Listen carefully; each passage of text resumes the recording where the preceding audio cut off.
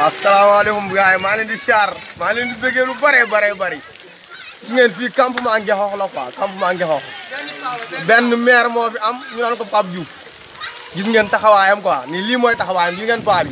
place bi suñu benn yaay booy moo ko moom gis ngeen ni mu demee place baa ngi nii dafa fees ba ci digg bi. dama la bëggoon mujjee mais après dama doon bañ nga xaw a frustré tuuti ma ni buuba ma ni non bàyyi ma jox Pape Diouf balaa mu naan daf ñu bàyyi ñu il a de nouveaux amis il a de nouveaux amis. bismillah. non dafa am teneen fu ma leen di nekkal ngeen nekkal. loolu rek la multitâche. je pense que ne comme li ñuy wax rek mooy lu ne weng kenn du ko jeex effectivement. bu ñu demee ba président de la république pour vraiment revenir au thème. bu fekkee ne président de la république moom ci boppam moo jugé utile parce que ñëpp xam nañ ne communiqué conseil des ministres bala moo génn nag di ko passé wañ fin bu xoolaat ñu ciy génn it xam na li tax ñu koy président information yi mu am yëpp bu fekkee ne moom ci boppam moo dem ba wax ne nañu ko defal un rapport détaillé du plan décennal am na lu tax mu wax ko parce que justement c'est sur la base de ces informations ci lay xool ndax day réajusté wu comme on parle de réajustement temps yi ak d'accélération moom xam na li tax mu bind ko mais effectivement kilifa gi monsieur le maire ci boo xoolee sax fi muy laajee loolu dafa wax ne nañu liggéey ak les mairies li tax loolu tamit mu wax ko mooy boobu ba tey dafa am loo xam dañu leen ci dessaisir te liggéey bu faaw rek yéen a ko mën a porter pour nga ci loolu ngeen commencé ci seen secteur d'urbanisme yoo xamante ni ak seen i borom xam-xam yéenay wax ne lii ngeen bëgg balaa ngeen koy répercuter au niveau central bu ngeen defee expression de besoin bi bu ngeen amul nag li ngeen koy faje ngeen doog a wuti koppar pour ñëw ñu dimbali leen ci donc je pense que ne fi mu laajee plan rapport détaillé laaj na it 750 milliards yi nga xamante ni mbébét la woon en réalité c'est-à-dire que bi ñu defee bi ñu xayma li nga xamante ni jàpp nañ ne moom moo war a saafara mbënd mi ci fukki at yooyu ñu jëm dañu wax ne toll na ci 750 milliards mais jusque-là aucune évaluation n'a été faite depuis lors d'abord amuñu woon ay indicateurs et je le tiens de source très sûre on n'avait pas d'indicateur boo xamante ni ci la ñuy defee évaluation bi mais évaluation mosul am depuis lors loolu mooy le premier kii moo tax moom mi nga xamante ni moo ëpp information yëpp moo laajte rapport détaillé maintenant quand tu attends 10 ans pour me demander un rapport détaillé pour man waroon nañ di def ay évaluation permanente ba nga xamante ni dinañ mën di joyanti jamono bu nekk ba nga xamante ni li woon dafay woon ni loolu mooy le premier aspect leneen li mooy y a un problème y a un cadrage institutionnel qui pose problème et je parle ci contrôle au directeur c'est-à-dire que tey jii qui est responsable dans la gestion des inondations waxuma qui est responsable des inondations parce que loolu ñëpp xam nañ ko xam nañ ne le problème mooy benn mal urbanisation boo xamante ni am na problème bi mooy absence de développement absence de politique urbaine boo xamante ni am na tey jii boo demee dëkk bu mel ni Ziguinchor il y a des quartiers yoo xamante ni Santhiaba Budodi c'est des quartiers yoo xamante ni qui sont de façon permanente dañuy am mbënd de façon permanente donc problème bi mooy qui gère les inondations est-ce que ONAS la est-ce que ADM la est-ce que AGEROUTE la est-ce que c'est la DGPI bi nga xamante ni moom mooy la direction générale de prévention de gestion des inondations est-ce que moom la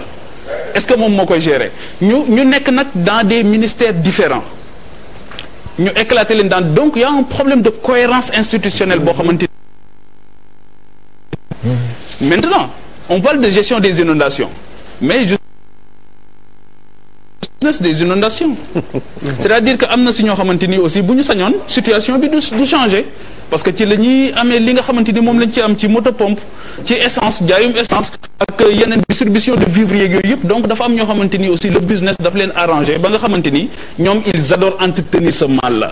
mais nan la ñuy def ba nga xamante ni dinañ am une évaluation boo xamante ni en amont dinañu permettre justement ñu am la cartographie bi ma doon laaj léegi par rapport ak la connaissance du risque bi nga xamante ni dinañ ci mën a anticiper régler ko définitivement encore une fois on ne dit pas que rien n'a été fait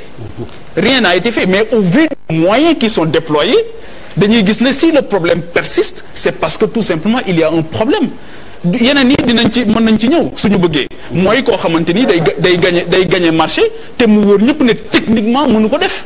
mais keneen lay dem jox ko kooku sous-traité ko keneen au finish l'ouvrage bi nga xamante ni moom la ñuy joxe mais du baax loolu aussi c'est un problème que nous savons le président de la République je pense a une occasion extraordinaire de sévir d'abord de réajuster ñu xool nan la ñuy changer cap ñi nga xamante ni am nañ beaucoup de volonté ñoo ngi liggéey certes mais ils n'ont pas de moyens am na si ñoo xam ne amuñu moyen boo xamante ni moom lañ leen di nga xamante ni l'infrastructure en tant que telle buñ koy defar li nga xamante ni moom la war a àndal mais duñ ko bàyyi xel et tous les nouveaux quartiers ont ce problème moi j'ai habité dans un nouveau quartier mais parce que da ngay gis benn promoteur privé bu ñëw di tabaxal 100 maisons mais nga tabax 100 maisons